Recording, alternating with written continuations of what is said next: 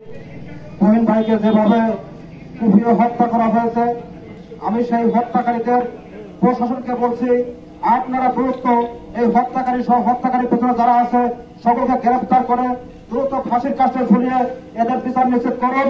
সেই সাথে আমি আরেকটি কথা বলতে চাই, প্রতিনিয়ত আমাদের বিভিন্ন জেলা উপজেলায় শহর থেকে গ্রাম পর্যায়ে সকল জায়গায় সাংবাদিকদের উপর বিভিন্ন ধরনের নির্যাতন করা হচ্ছে এবং এগুলো তাদের মনে হচ্ছে একটা পেশা হয়ে দাঁড়িয়েছে।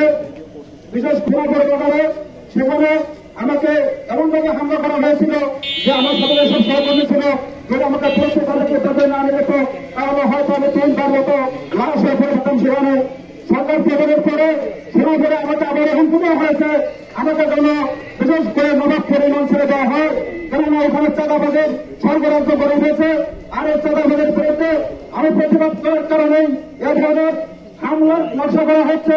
তাই আমি সরকারের দৃষ্টি আকর্ষণ করব, সাংবাদিকতা যদি রাষ্ট্রের প্রতি কর্তব্য হয় তাহলে সাংবাদিকদের নিরাপত্তা এই রাষ্ট্রকে নিশ্চিত করতে হবে। সর্বশেষ আমি সাংবাদিক তুহিন ভাই পরিবারের পাশে রাষ্ট্র সহ দেশের গণমাধ্যম কর্মী যারা আছে এবং মিডিয়া প্রতিষ্ঠান যারা আছে, আমি তুহিন ভাই পরিবারের প্রধানমন্ত্রী আহ্বান জানিয়ে আমি আমার বক্তব্য শেষ করছি। ধন্যবাদ।